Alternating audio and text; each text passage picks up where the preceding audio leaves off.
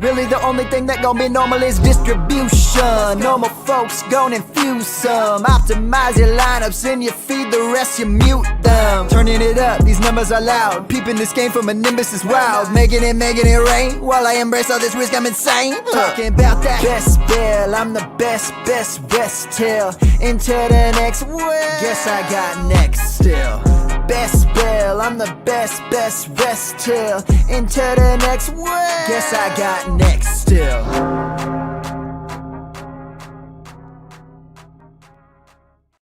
And welcome to the Bestbell Fantasy Football Podcast and live stream. I'm Bradley Stalder. Tonight, I'm going to be jumping into an analysis and ranking of a dynasty team and dynasty league that I'm a part of, but has asked me to do a review. And I am doing my best to be as neutral about this team and league as possible. I'm really excited about this. This was a league that started just this past spring 2023. And the theme is Star Wars. It's a Star Wars themed league, and it's a 16-team SuperFlex full PPR best ball league. And I'm going to go through and rank each of these teams from worst to best. And I'm going to rank them dynasty, redraft, and then a power ranking overall. I'm going to do a final power ranking. So I will talk about the dynasty perspective of each of the teams, the redraft perspective of the teams, talk about some of the players that I like, don't like, maybe some strategies that this team can take as it moves forward. But I'm really excited to be doing this tonight. It's a change of pace. You know, we're in the middle of draft season, but dynasty still runs strong. So I wanted to take a moment, get this out to you guys, and hopefully the people in the league enjoy this, and maybe you'll enjoy this too, this review of Empire versus Rebels, hosted on the Sleeper app. So let's start out. As I promised, I would start from worst team in this league to the best team in this league per the power rankings I have made for this league. And the worst team, unfortunately, is the Emperor Palpatine team in this league. And that has Aaron Rodgers, Rachaad White, DeAndre Swift, Garrett Wilson, Terry McLaurin, Tank Dell as the third wide receiver, Kyle Pitts at tight end, Dawson Knox, Cade Otton, Bryce Young. And then on the bench, Hunter Renfrow, Zamir White, John Bates, Tommy Tremble, Noah Brown, David Bell, Jonnu Smith, Chris Rodriguez, a player that I like, Adam Troutman, Alvin Kamara, Sam Darnold, Trey Lance, Denzel Mims, OJ Howard, Alec Ogletree, and does have all of the picks for 2024 and 2025. So a few takeaways. At least there are some starting quarterbacks on this team. Okay, and I have this team redraft wise, Palpatine at 15th, but 16th overall in Dynasty. I think there are some glaring holes in this team. Rodgers is going to have to be replaced pretty quickly. Cade Otton fills in a flex play for you, and that's going to be a problem. Alvin Kamara is also going to be very dusty and needs replacement. And Rachaad White, I don't think is very good. And to be the running back one on this team, I know this is a 16-team super flex, so at least there are positions being filled in, but both flex positions in this team are tight ends. And yes, it is a tight end premium league, but Dawson Knox and Cade Otton being, you know, some of the better options starting for this team is the reason why it's at the bottom for me. I mean, looking at Jonnu Smith depth, Sam Darnold depth, like there's not a lot to love. Trey Lance, obviously, you know, this team hoped that Lance could become something, but it's clear that it's not going to work out for Trey Lance, at least for the next couple of years, and he's just going to ride the bench. And there are some duds on this team too that just need to be cut, like Denzel Mims and OJ Howard. They don't need to be on this roster at all. So the worst team in the league right now for me is the Palpatine team. That's 16th. We're going to now move to the 15th team, and that in the power rankings is the Yoda team. Team Yoda. Let me find that there.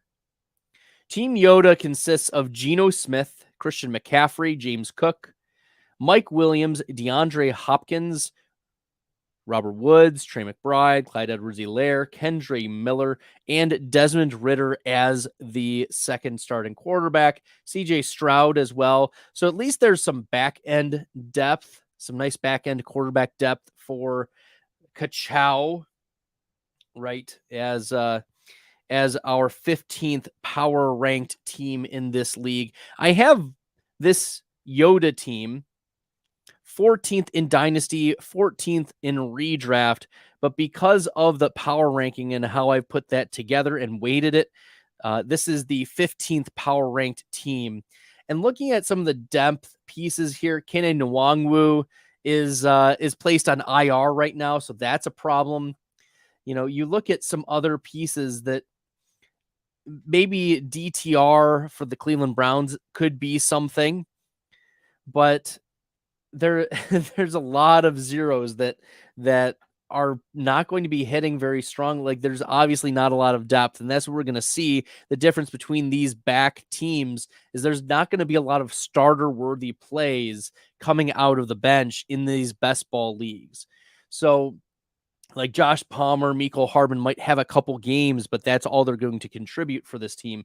So 15th out of 16 is a struggle. And yes, there is a second 2024 first for the Yoda team, but I don't know if that's going to be enough to fill in these gaps over the next couple years, right? If you're going to be starting Kendre Miller, or if Kendre Miller is one of the better players on your team, even if it's a 16-teamer, that's a problem. And DeAndre Hopkins in a dynasty format for a team that's not very competitive. If I were this team, Kachow, I would try to get, I don't know if you can get a first round. I don't think you can get a first round pick, but see if you can get like 2 seconds and maybe a dart throw, a third round pick. I don't know.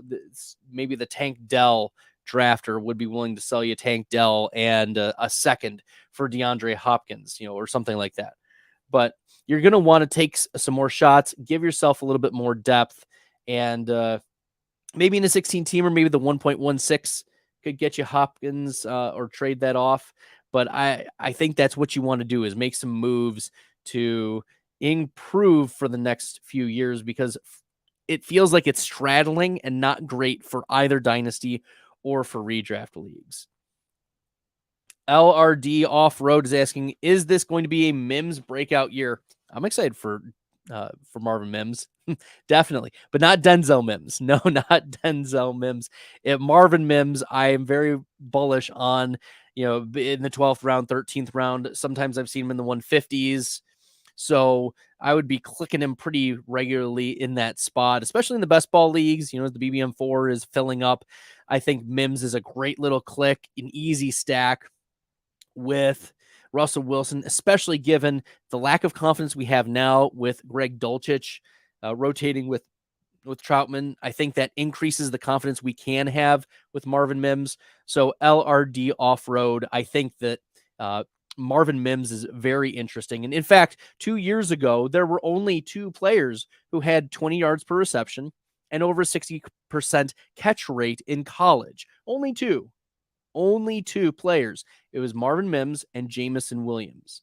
So yeah, I like Mims this year. But to bring it back, the 15th ranked team in power rankings for this league, Kachow 77, the Yoda team. And for those just joining us, I'm reviewing a Dynasty full PPR, tight end premium, SuperFlex, best ball Dynasty League. It's a wild thing.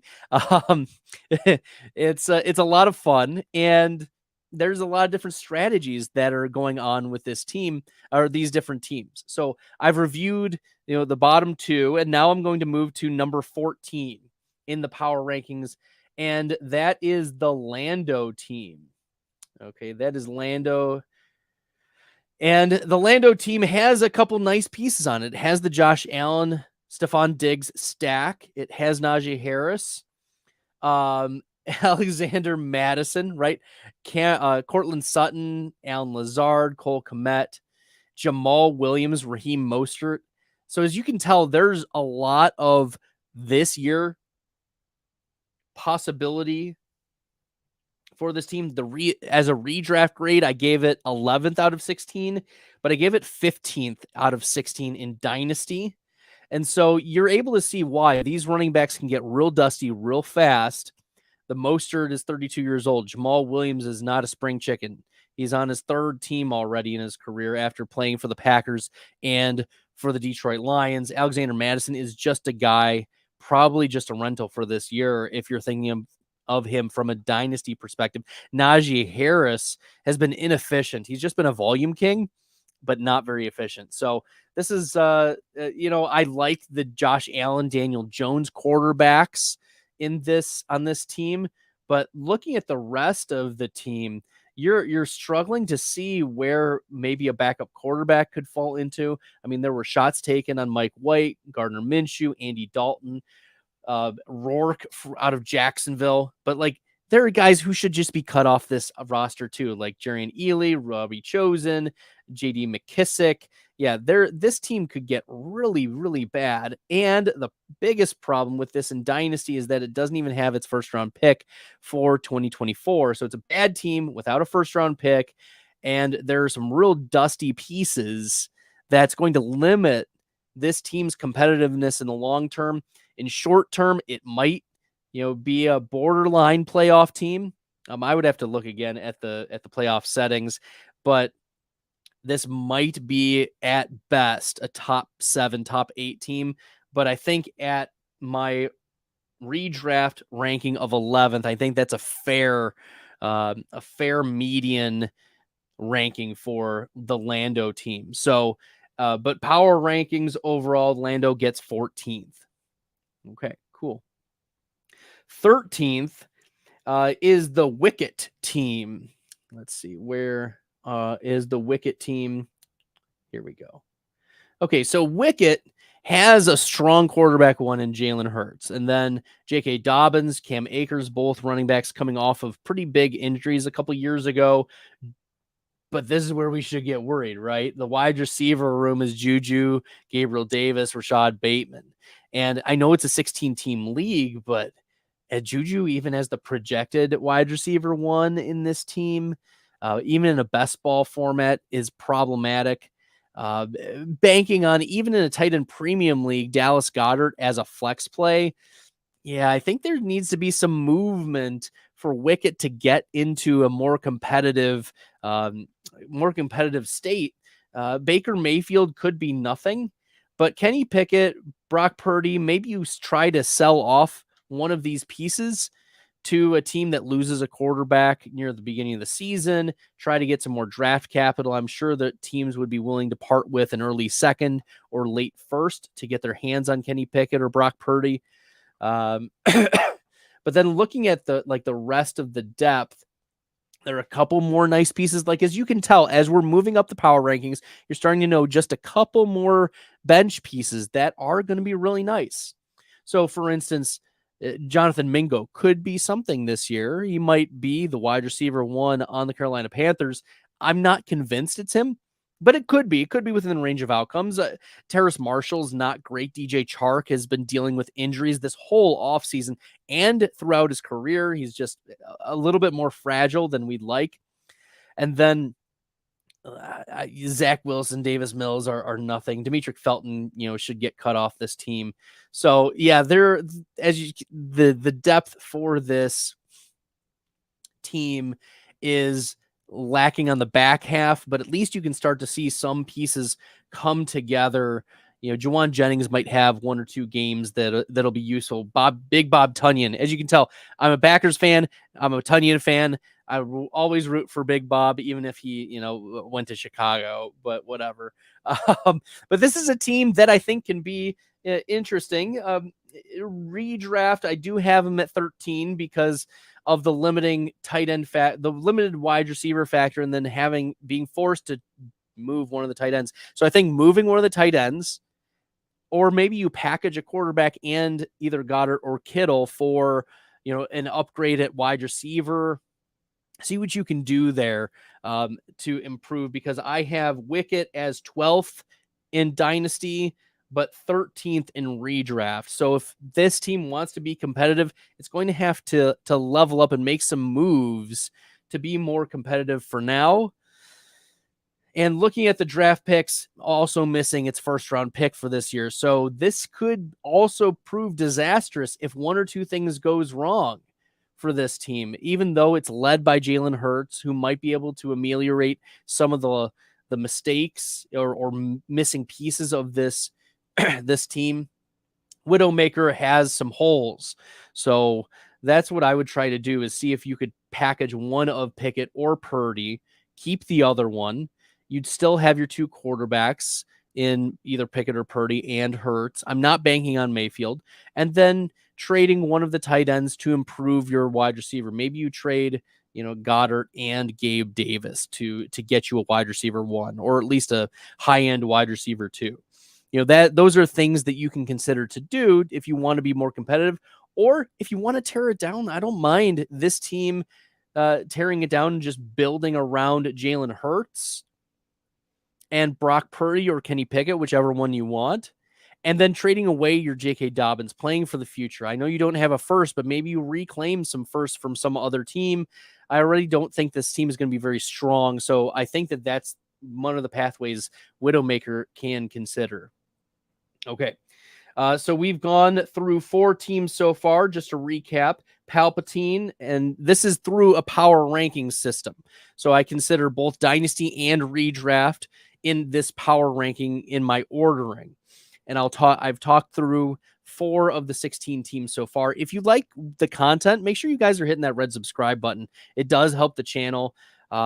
Yeah, this is great. I'm glad to be back doing some Bestbell stuff. I have been working a lot on Player Profiler. Y'all have seen the videos. I mean, today, a spicy video dropped from Player Profiler where I talked about how Chris Olave was the worst second-round redraft pick you can make. And it's gotten some heat, but it's okay. I love Olave's profile. I love him in Dynasty. I just am not enthused about the circumstances for the New Orleans Saints for him to level up here in 2023. All right, let's keep her moving. We've done 4 teams so far, so we are on to team number 12, and team 12 is the Kylo team. Kylo Ren at TW23. And this is 11th in my Dynasty rankings and 12th in my redraft rankings. This team consists of Deshaun Watson, Austin Eckler, Derrick Henry, A.J. Brown, DK Metcalf, Pickens, Waller, Gus Edwards, Chigakonkwo, Prescott, Beckham, Campbell, Isaiah Likely, Jalen Hyatt, Trent Sherfield, Tutu Atwell, Xavier Hutchinson, Trey Tucker, the slot receiver out of Vegas, Kuntz, Justin Ross, Ronnie Bell, James Robinson, who was cut recently, Jamison Crowder, who was recently cut, Cole Beasley was on the practice squad, Ronald Jones. As you can tell, in these leagues, it's still clear that these teams, it's a 16-team dynasty league with large benches. You're going to have some players that are later that you probably can cut, take some shots maybe on some rookies instead. But this team, you start to feel, again, that this is a little bit stronger than the other 4 teams. You do have your AJ Browns, your Austin Ecklers, your DK Metcalfs, and this is a win now team, but with missing pieces. It's a win now team with Waller, with Henry, and with Eckler. Those are the big ones, and then Odell Beckham is one of the bench pieces. Problem is, when you are starting or projected to start a Gus Edwards type, even in this league, and Chigakonkwo, even in a tight end premium, in this league, this could prove problematic. Yes, we've got some of the upside, but if an Eckler or Henry goes down because of their age, there's not really much to come back for, right? You're riding them till they die, those types of plays. So I think there's risk with the high-end players on this team, and there is also a possibility at like some zeros week to week, or not zeros, but the not difference makers making your lineup, which is not what you want in these best ball leagues. So I have concerns about it, but as you can tell, it is better than the other 4 we've looked at. It's clearly a deeper bench. You have some higher spike week guys. I like George Pickens. DK Metcalf and AJ Brown are going to be staples on this team, so I wouldn't move off of them. I wonder if T-Dub, is willing to, if he's out of it halfway through the season, he's going to have to pivot off of Derrick Henry and Austin Eckler. I think those are the moves. You keep your AJ Brown, you keep your DK Metcalf, and your George Pickens. I think those are 3 that just aren't going to move from this team. And then looking at the picks, no first round picks next year, but does have an extra second round pick from Raven Stats. So there we go. Golden Shamrock jumps in and asks a question about Gabe Davis. And I think about the previous team with regard to, I made a comment that Gabe Davis isn't necessarily a high-end wide receiver 2. And well, he very well might be in a 16, I wouldn't say a 16 team league, but he has upside to be achieving high-end wide receiver 2 weeks and can hit some 1 top 5 week, maybe 2 top 5 weeks in the season. But his profile does not fit that of a high-end wide receiver 2. We saw that last year. So no, Gabe Davis is not one I would consider a high-end wide receiver 2 in a 16-team league. Yeah, maybe a mid to back end wide receiver 2 would be the proper way to value Gabe Davis. He's not a low-end wide receiver 1 or high-end wide receiver 2 in that range. Okay, cool. So let's keep her moving. We have gone through 5 teams so far. We're going to move on to power ranked team number 11, and that is K2SO. Okay, and that's Raven Stats. Raven Stats has some interesting players. This is once again, you're going to see some different builds in these 16-team leagues where you're going to be like, whoa, I wonder how that team is going to be successful. I wonder if that strategy that's a little bit different is going to work out for them. And I'm also interested too, because K2SO starts Patrick Mahomes, which is a great way to start. Typically you look at teams and you're like, wow, if you got Patrick Mahomes, you're probably going to do pretty well. Why is this team power ranked 11th and 13th in Dynasty? Well, it's 10th in redraft, and you'll see why here shortly. But 13th in Dynasty, because we'll look. Javonte Williams and Samaje Perine are on this team, and I think that's a limiting upside factor. I think it's going to be one of Javonte or Perine week to week, but I don't think it's going to be both being meaningful pieces of top 24 running or top 32 running backs. If you want a running back 2 in a 16-team league, it's going to be, got to be top 32. And I don't know if both of those players can do that in this offense. My concerns with Samaje Perine would be his efficiency, and Javonte Williams still working his way back from that injury, supposedly ready to go for week 1. I'm a little skeptical of at least the first half of the season. Then we'll look at the rest of the wide receivers. So Drake London, he's a great profile. Problem is the circumstances with the Atlanta Falcons. The reason why K2SO was able to get him where he did was because he's on the Atlanta Falcons. If Drake London was on another team, we would have fewer concerns. But the circumstances for the Falcons are concerning. Desmond Ridder had as much of an off-target rate as Marcus Mariota last year. Drake London could not out-target Kyle Pitts. Right, it's clearly Kyle Pitts who is the target earner in this Atlanta offense. Kyle Pitts was a beast in that department. He wasn't able to convert because, once again, Mariota was pretty terrible at throwing the ball last year. So the off-target rate for Kyle Pitts' targets was pretty massive. Deontay Johnson coming off of a tough season last year. Same thing with Elijah Moore and Sky Moore. I think this team should just rename itself the Moors, more or less. And maybe this team is a little bit less, because we scroll down, we see Michael Pittman in the flex, and that's okay. But there are, once again, flaws in the passing game of these receivers.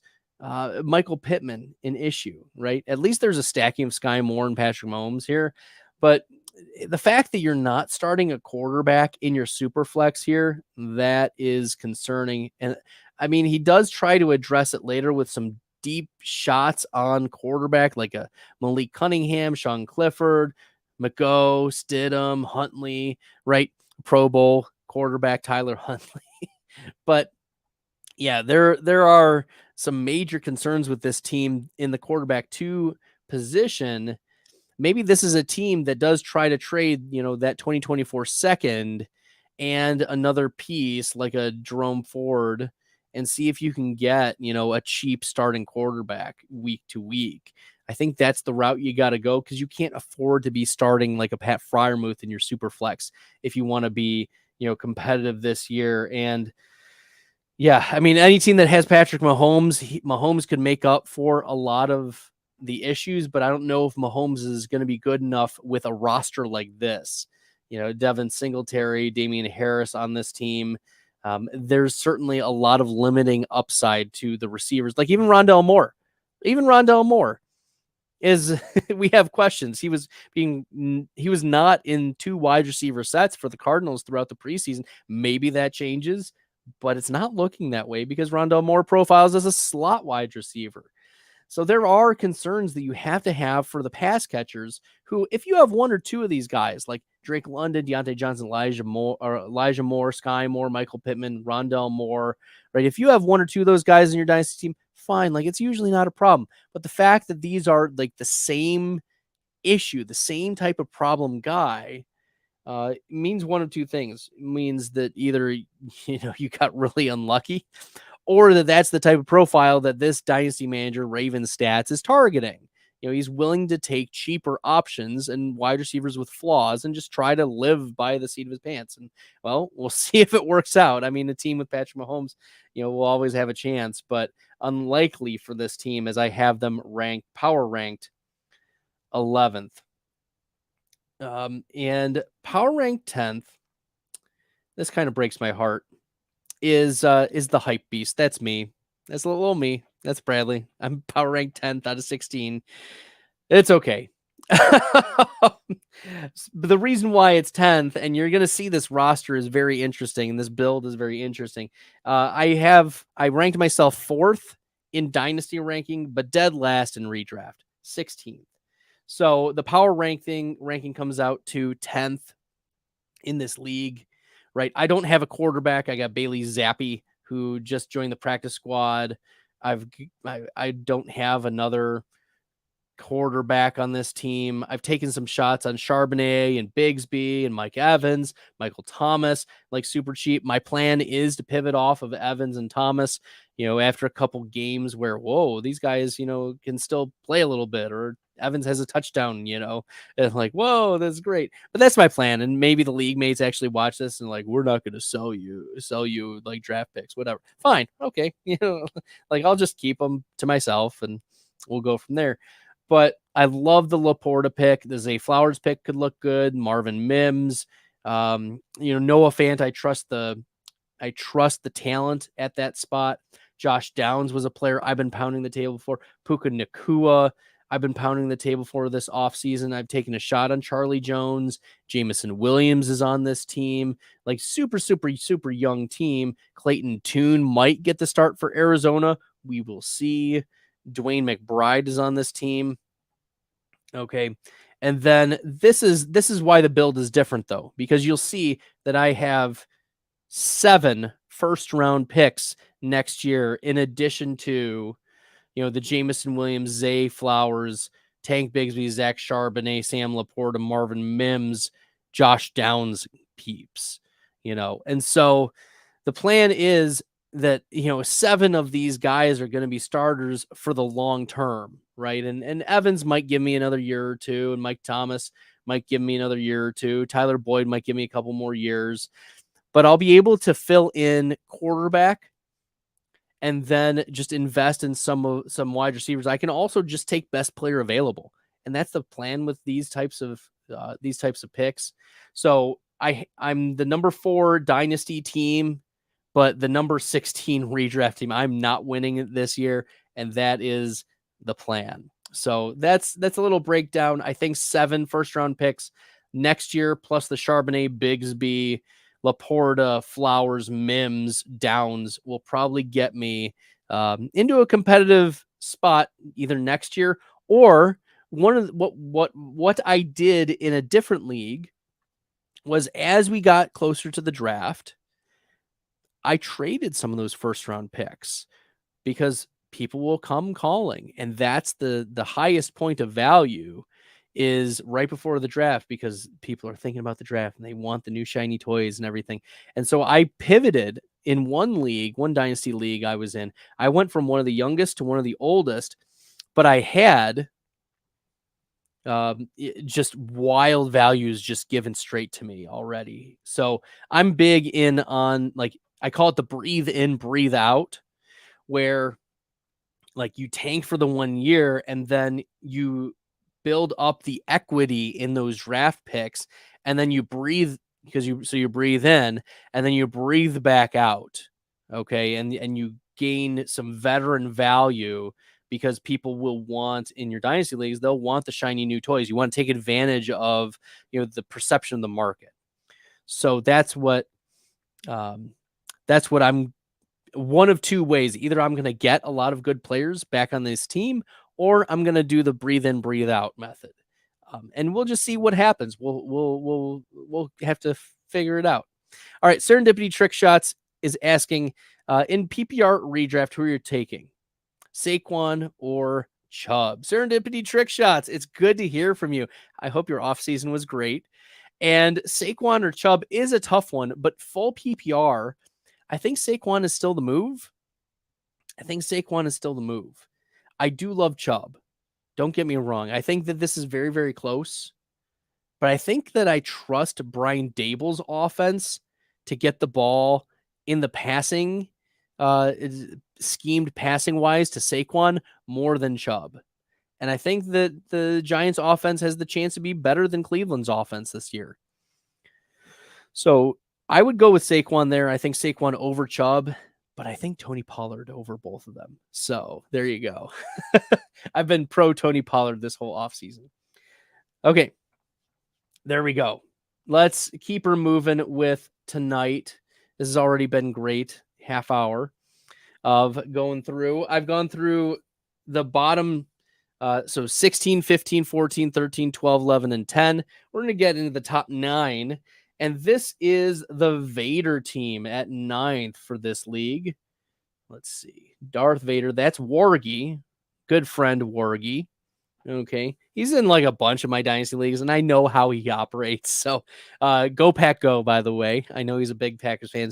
I've definitely leaned into trades that I've had Packers and just shot him like trade offers of players that I liked, but I offered him some Packers, and we made a deal happen. So it's not going to be surprising that you'll see either Packers or former Packers or like players that play in the same division as the Packers, like Vikings or former Vikings or Lions or former Lions in the Wargy teams. You'll also know it's a Wargy team if he sells you his first round pick. So we'll see if it holds true. But the Darth Vader Wargy team here, it starts with Trevor Lawrence, Aaron Jones. There's your Green Bay Packer already. Travis Etienne, Keenan Allen, Calvin Ridley, Devontae Adams, former Packer, Jawan Johnson, Deebo Samuel. The Packers know how much Deebo has torched the poor Packers in the past. Tyler Lockett, also a Packer killer.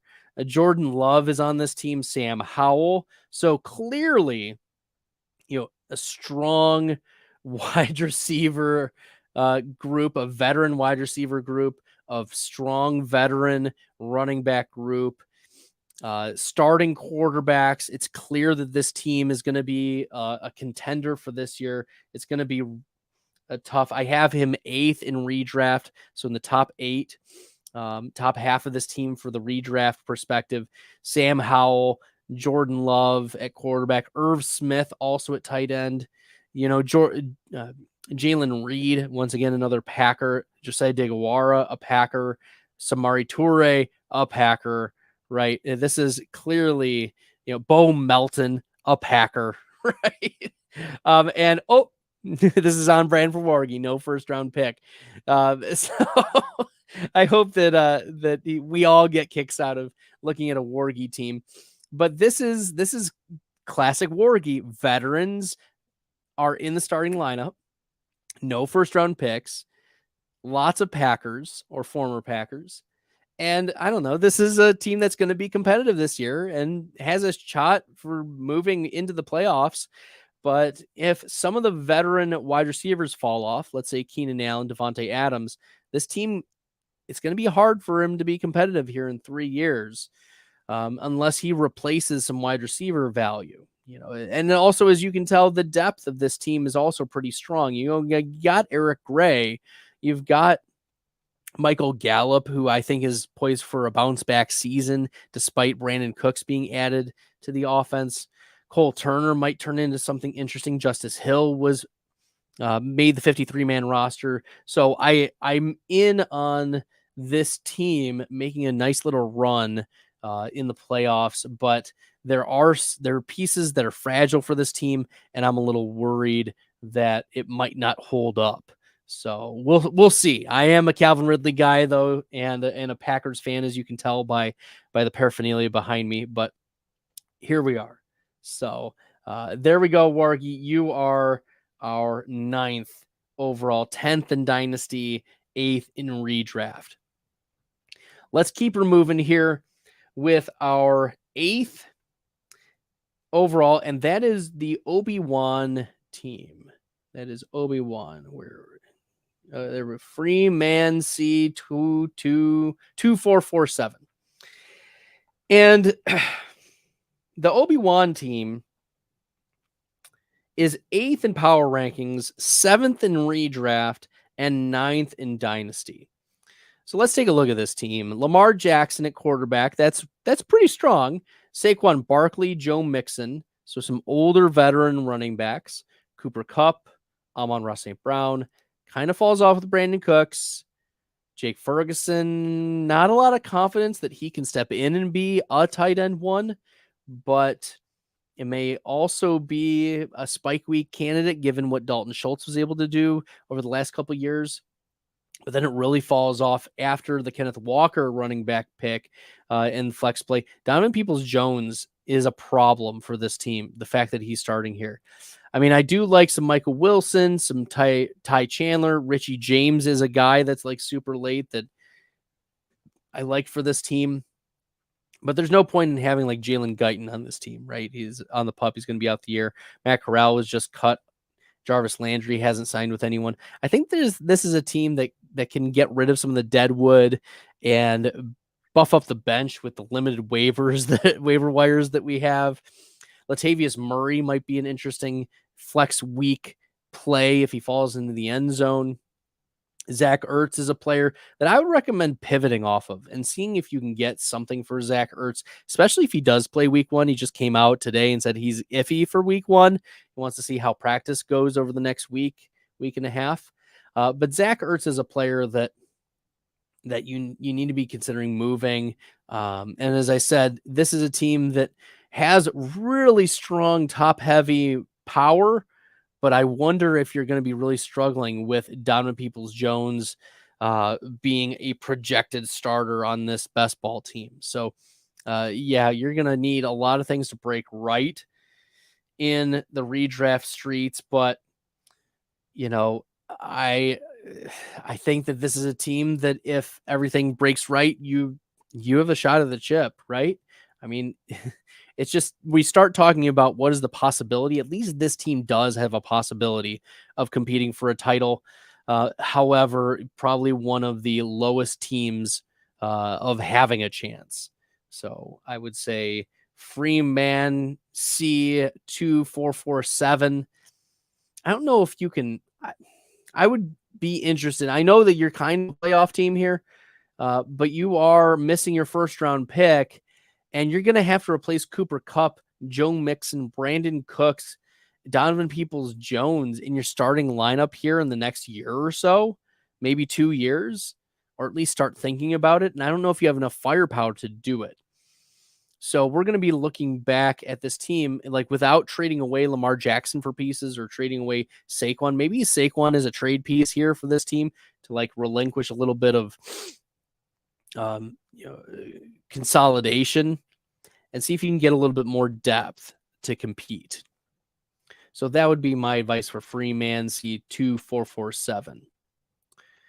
All right, we're going to keep moving on. The 7th power ranked team is Darth Plagueis. The Darth Plagueis team at Zorgon. The Darth Plagueis is 5th in Dynasty and 9th in redraft. So this is clearly a team that you'll see pieces that will have more longevity, but maybe not hitting as hard. Maybe not hitting as hard here this year. I mean, we start with Jimmy Garoppolo, right? Right off the bat, the quarterback position, that is very, very weak. Jimmy Garoppolo being your starting quarterback. But you've got Jahmyr Gibbs. You've got Miles Sanders, which fine, okay, as a running back 2 in this league. CeeDee Lamb, T. Higgins, Jalen Waddle is a very powerful 3 wide receivers, plus Jerry Jeudy's there too. Those are young youth wide receivers, and those are building blocks of this team. So if you decide to make some moves, don't move away from any of those 4 is what I would say. But then you have Gesicki, who does have spike weeks, but can also be zeros. Dalvin Cook could be dust here in the matter of 9 months. Like we'll be talking 9 months from now and saying maybe Dalvin Cook is given the Kareem Hunt or Ezekiel Elliott treatment, right? There's no second quarterback of note on this team. I mean, look, we have to scroll all the way down to Stetson Bennett. I'm sorry. Stetson Bennett. Israel Abanikanda is on this team. I like him. Michael Carter's on this team. Like there are some nice flex plays, but I don't know if you can like package all these flex plays to get yourself a quarterback. Like, can you get Jacoby Myers? Can you get Myers plus if Hubbard starts hitting? Like Hubbard at least is your handcuff for Sanders, but there's not enough investment in good offenses for this team to be competitive. And so that's why 9th in redraft probably falls outside of the playoffs, because there are moves that this team could pull off if they wanted to deconstruct and move on from one of Lamb or Higgins and Waddle and see if you can get some depth there, or try to target for a quarterback. But I think that's going to be the limiting factor for this team. Like the reason why it's 7th is because it's anchored by the dynasty darlings of Lamb, Higgins, Waddle, and Jeudy. But at least it has its first round pick for next year. So if it's not good, at least he can address the quarterback position, with getting a starting quarterback and then maybe making a move to get a second one as well. There are pieces that can be moved. Problem is, I don't know if it's going to be enough for this team to be entering in the elite company anytime soon. So, it's definitely anchored by great wide receivers, but there are some major holes again for Darth Plagueis, 9th in redraft among teams in this league. All right, let's keep her moving. Number 6 in the power rankings is Jedi Jettas. Jedi Jettas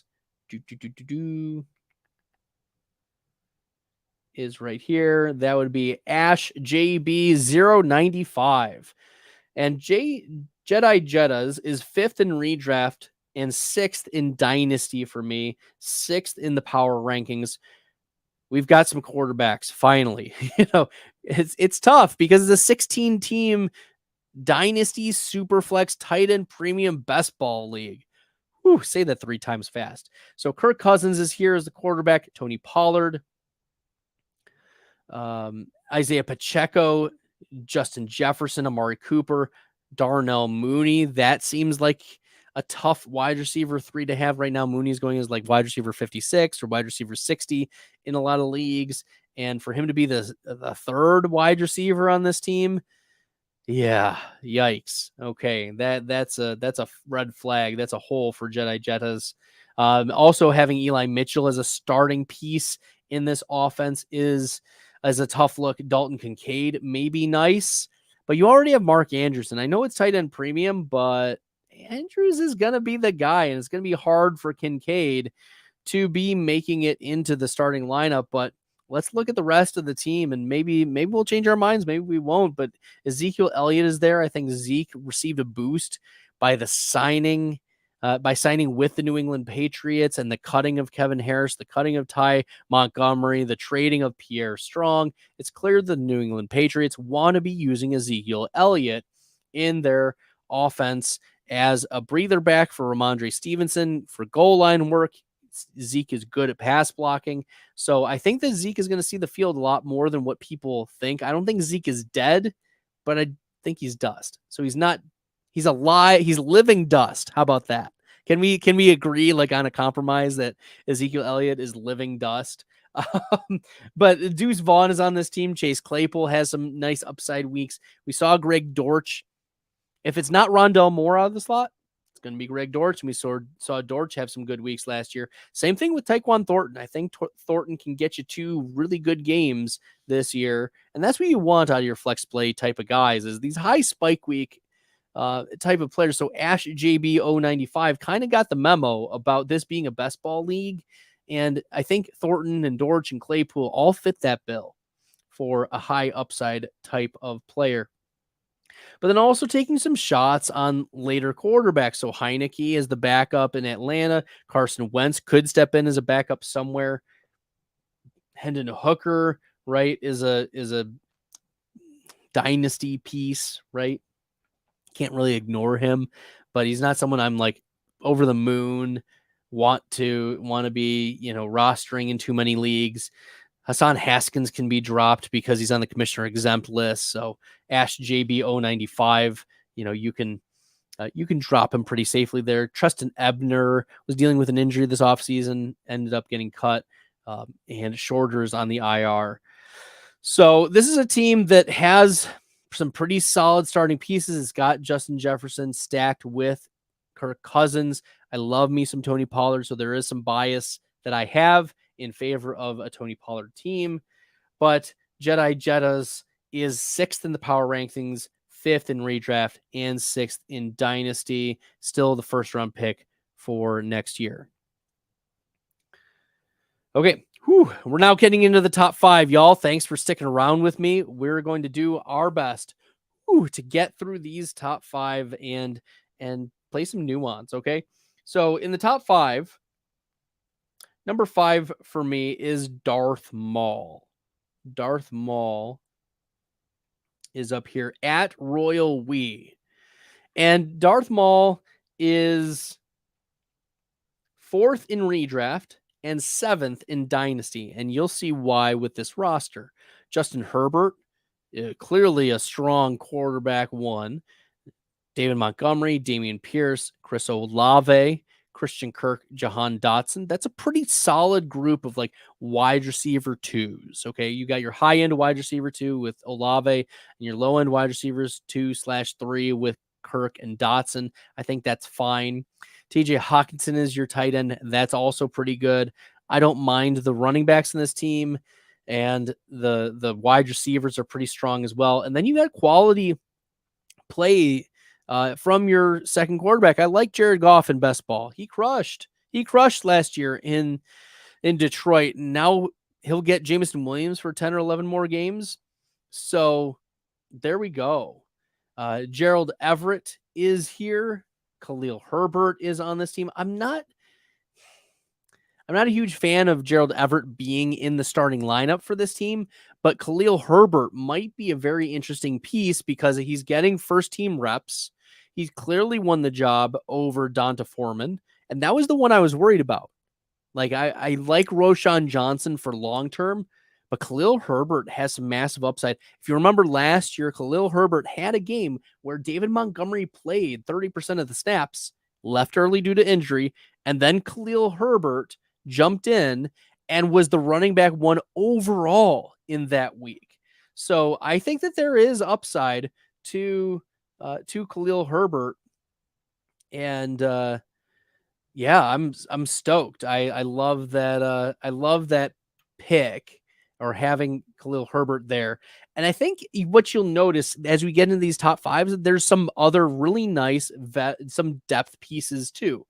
So Van Jefferson could be a thing. Rashee Rice could be a thing. KJ Osborne could get 100 targets in this Minnesota offense this year. Cordarrelle Patterson is questionable, but we saw him in the initial depth chart for the Atlanta Falcons as the running back 1. I thought that was hilarious. Like, obviously, like, these depth charts are jokes, but it's funny, like, to think that Arthur Smith would actually be putting Cordarrelle Patterson, granted veteran deference, as the running back 1 over Bijan Robinson, over Tyler Algier. I just thought that was funny. But Cordarrelle Patterson will probably have a couple games this year where you'll be like, oh, I wish Bijan got just a little bit of that, right? And that's what we're thinking, okay? Kyron Williams clearly is winning the running back 2 position for the LA Rams. He was a pass-catching profile back out of the University of Notre Dame. Go Irish. And his player profiler comp is Theo Riddick. So we like that. And you have to remember, who's the quarterback for the LA Rams? Oh, it's Matthew Stafford. What team did Theo Riddick play for and be like a back-end running back 2 in PPR? Oh, the Lions. That's right, when Matthew Stafford was there.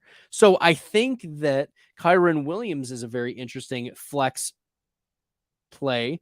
And then you've got Cedric Tillman. You've got Durham Smythe. You've got Pierre Strong, right? There are some players on the back end here that are very interesting, but also he needs to go in the back end and like cut some players like Jarrett Patterson, Caleb Huntley. Russell Gage isn't going to be back for the full year. Quintez Cephas isn't on the team. Kendall, because he was cut because of gambling. Kendall Hinton isn't on this team anymore and does not have a first-round pick for next year, but going to be a pretty competitive team. So in a 16-team SuperFlex Dynasty full PPR tight end premium league and best ball, like, this is a team that I think is going to be pretty competitive and is worthy of being a top 5 consideration in the power rankings. And it's 4th in redraft, 7th in Dynasty. Because there are some pieces like Gerald Everett and Cordarrelle Patterson that will be contributing this year, but I wonder if they're going to be contributing much more later on. All right, before we move on, make sure you guys are hitting that like and subscribe button. It really does help the channel. It helps me continue to bring you content. I'll be doing a lot of content this season, during the season, for Player Profiler.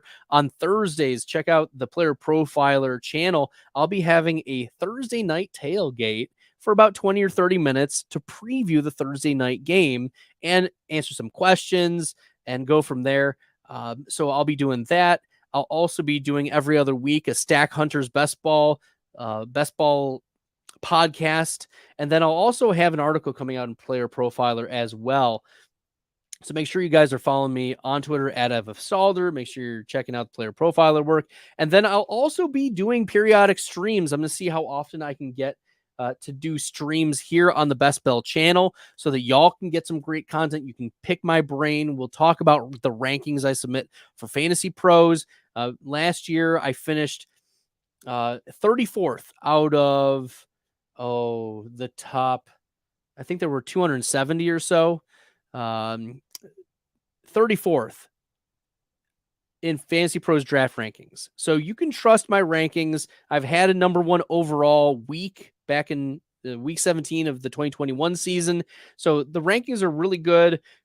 You should be able to trust them. Ask me questions. We'll be able to suss out different rankings. So make sure you're hitting that subscribe button, the like button, the share with your friends, share with your neighbors, share with your enemies. If you think I'm terrible, okay, just to sabotage them. If you think I'm great, share with your friends. If you think I'm terrible, share it with your enemies.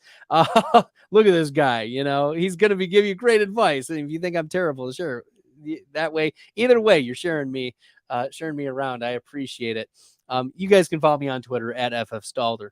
Okay, so let's get into the top 4. The top 4, Keep One Rolled 420 is the 4th power ranked team for this league. Where is he at? Live Long and Prosper. This was off-branded. This was supposed to be a Star Wars themed league, right? And Live Long and Prosper decided to go the Star Trek route, kind of a rebel here, but also fighting for a premium position in this league. As you can tell, this is a team that is number 3 in redraft, but number 8 for me in Dynasty. So number 3 in redraft indicates that there's some pretty strong starters, and there might be some expiring pieces, or there might be some lack of depth, which might hurt it in the Dynasty realm. So, but Live Long and Prosper gives us a 4th. Justin Fields at quarterback, Tua also at quarterback, and Ryan Tannehill. All 3 of them are going to be pretty solid. Justin Fields, pretty consensus top 5 quarterback, and especially with the spike weeks that we've seen from Fields, he was one of only 2 quarterbacks last year to get a 40-point games. It was Justin Fields and it was Lamar Jackson. So Justin Fields, certainly a player that, can access the league winning ceiling. And then you've got Chubb and Breece Hall as well. There might be some issues with Hall at the start of the season. So we'll see later on if there's going to be enough depth at running back. But Tyreek Hill is going to look really nice on this team as the wide receiver 1, stacking with Tua. But I have concerns about Quentin Johnston, Romeo Doubs being immediate contributors. Greg Dulcich has seen his stock fall significantly with the emergence of Adam Troutman, the bringing over by Sean Payton out of New Orleans. And then A.J. Dillon might be able to step in at the beginning of the season. But this is, okay, can I just take an aside for a moment? Because we just got news a couple hours ago that it was the Green Bay Packers who were involved in Jonathan Taylor talks. Make that make sense to me. It makes no sense. And I have been following the Packers since I was a young boy, a Brett Favre fan, an Aaron Rodgers fan, a Packers fan through and through. And then over the last couple of years, I don't know what this GM has been doing. He's a stupid idiot. When it comes to managing the team, I'm sure he's a nice guy. I'm sure he's very thoughtful. I'm sure he kisses, babies and plays with puppies, on the weekend. But that's not going to win Super Bowls. And the fact that the Packers were even entertaining Jonathan Taylor trade talks is moronic. I've gone on rants and time and again about the Packers and how terribly managed they have been over the last 3 or 4 years. They've missed on so many draft picks. And I like A.J. Dillon as a talent, but he did not deserve to be a 2nd round pick when they drafted him. They busted on Amari Rodgers. You know who won the next round after Amari Rodgers in that draft? It was Amon-Ra St. Brown. That's how badly the Packers missed. It was so terrible. And the way they treated Aaron Rodgers, they made him look like the bad guy. They tried to create this narrative where he was the evil one. And then, obviously Rodgers, what you can think whatever you want to think about him, politically or whatever. But the Packers went out of their way to villainize their franchise player, and they did him no favors. So I'm jaded. And the fact that we have legitimate sources saying that the Packers, who have Aaron Jones and A.J. Dillon on this team, and then, I'm all right. I'm going to save more Packers rants for later on. But the reality is A.J. Dillon almost got completely nuked today. Thank God he didn't. But Jonathan Taylor could have come to this Green Bay Packers team and just, oh, Lord have mercy. I'm having nightmares already. Anyways, okay, let's focus here. Tyler Conklin is on this team. Let's go the Conk baby. And then on the bench, you have to like these type of bench plays. Treylon Burks, upside. Adam Thielen, I think, is super dusty, but could give you a couple weeks. Marquez Valdez-Scantling, Khalif Raymond, Marvin Jones, Kendrick Bourne. These are spike week guys. Allen Robinson is going to get a role. Evan Hull is going to get a role. Roshan Johnson is going to have the running back 2 role. Leonard Fournette is still hanging out if he signs anywhere. So yes, this is a team that has tremendous depth and probably has enough to fill in a couple of the gaps, even though it doesn't have a 1st round pick. So that's why, 4th, I have this team ranked 8th in Dynasty but third in redraft. This could be a very, very dangerous redraft team week to week. If you are having Fields and Tua starting for you, stacked with Hill, with Chubb and Breece Hall, and you've got A.J. Dillon and a lot of other spike week type of plays and sufficient bench plays at the bottom, this is a team that could be really dangerous week to week. So keep one rolled is fourth and third in the redraft rankings. Okay, let's take a look at our number 3 power ranked team, and that's going to be, where is it? The number 3 ranked team for this league, there we go, is Luke Skywalker. Power ranked 3. Power ranked 3, but 6th in redraft and 1st in Dynasty. We're looking at Anthony Richardson, Bijan Robinson, Antonio Gibson, DJ Moore, Brandon Ayuk, Jordan Addison, Luke Musgrave, Kenny Gainwell, Nico Collins, Jalen Warren, Curtis Samuel, Hunter Henry, Rashid Shaheed. Jelani Woods was just placed on IR today. Devon A-Chain, Noah Gray, Khalil Shakir, Travis Scott, Tyler Scott. I think it's Tyler Scott. Yeah. It tells you how much I care about, Tyler Scott. Wicks, Mason, Strange, Palmer, Gray, O'Connell, Levis. I mean, Levis is probably hurting right now because you probably wanted something a little bit more, maybe a shot at that quarterback 2 position, but maybe it's O'Connell, with Jimmy Garoppolo probably not being a guy that we can trust for the whole season, especially if the season gets away from Las Vegas. But this is also interesting. There are 3 first-round picks for this team. Widowmaker, 87, and that was my 13th ranked team, power ranked team. And Dada, 5,000. That was my 14th ranked team. So this is a team that's going to have a couple very early picks projected for next year, plus his own. And if he doesn't do great this year, if he falls outside of the top 6, that's probably going to be, a mid-pack first-round pick plus a couple early picks. I think that's enough to still continue to make this team a real competitor. There's some depth at this. There's depth all around with veteran presence like Hunter Henry, but also some young pieces like Luke Musgrave. He's probably going to have to lean on, but there's a lot of very meaningful youth. DJ Moore, Brandon Ayuk, Jordan Addison. Those players are not going anywhere. And then you've got Richardson and Bijan Robinson as well at the top. Richardson could have a scary floor, but his ceiling could also be very interesting after a full year in the Indy system. And if Jonathan Taylor comes back, I think that's better for Richardson, even if it does take away some goal line touchdowns, because the offense is going to open up and it's going to force teams to play the Indianapolis Colts a little more different, instead of focusing on, stopping Richardson running, 100th percentile athlete, right? Instead of stopping him running, all they have to do is stop him running, instead of stopping Taylor or Richardson and try to guard Richardson's deep balls. So, yeah, this is a team that looks better in Dynasty than redraft, but could be competitive.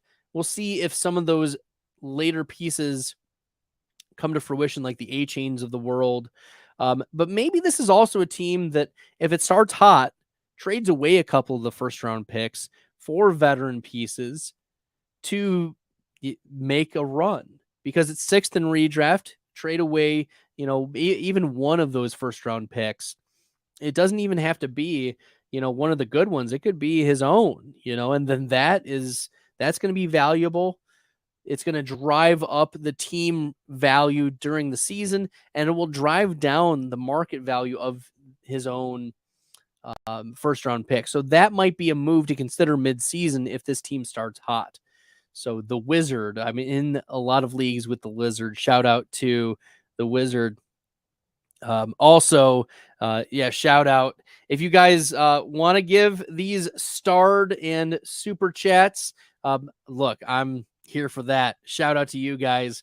That was very, very kind and generous of y'all to ask me to work on this league and give you guys feedback. Okay, we're going to go in the top 2. And the top 2 are between Akbar and Nihilus. And the number 2 team in my power rankings is Darth Nihilus. Number 1 in redraft. Number 2 are no. The number 2 team is Akbar. The number 2 team is Akbar. That is my mistake. I misread my notes here. The number 2 team is Akbar. Number 2 in redraft and number 3 in Dynasty. Stafford, Ramondre Stevenson, Rashad Penny, Jamar Chase, Devonta Smith, Christian Watson, Evan Ingram, Dalton Schultz, Jeff Wilson, Jackson Smith and Jigba, John Mechie, Taysom Hill, Spike Week King, Tyjae Spears, Jordan Akins, Sean Tucker has been rising up. Kyler Murray is on this team. So that's where you're like, where's the other quarterback? Kyler Murray is on this team. Tyson Bagent, right, just recently picked off of waivers for this league, but also holds Teddy Bridgewater and Malik Willis and Kyle Trask, right? Kenyon Drake was just cut, but still has his first round pick. So if he wants to package Kyler and his first to get a significant upgrade at the quarterback position, yeah, that's going to be very, very interesting. So I love this team with Jamar Chase, Devonta Smith, Christian Watson. That is an extremely strong wide receiver grouping. I think one of the best in the NFL in this league. And then Ramondre Stevenson, the spike, full PPR. And then there are also bonuses for running backs and things like that. So, but factoring all of those things in, Evan Ingram also is going to be a pretty big contributor on this team. So it's pretty well balanced. It's got JSN, which can emerge into a flex position, and Kyler Murray as well. Depends on how this team starts, right?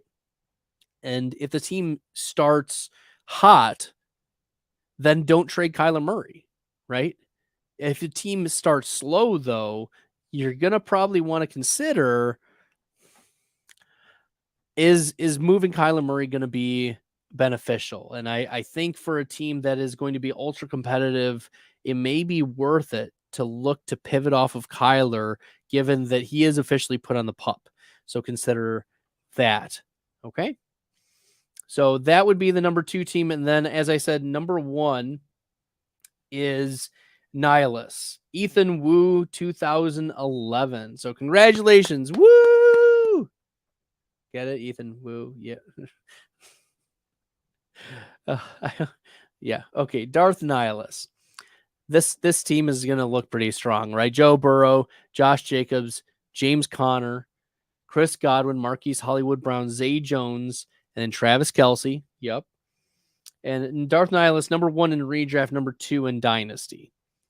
So got Kelce, you got Brian Robinson, who can fill in that running back 2 spot. Like, this is a 16-team SuperFlex Dynasty Best Ball Tight End Premium League, and you've got some studs on this team. You got Kelce and Burrow. You've got solid wide receivers. You've got really good contributing running backs.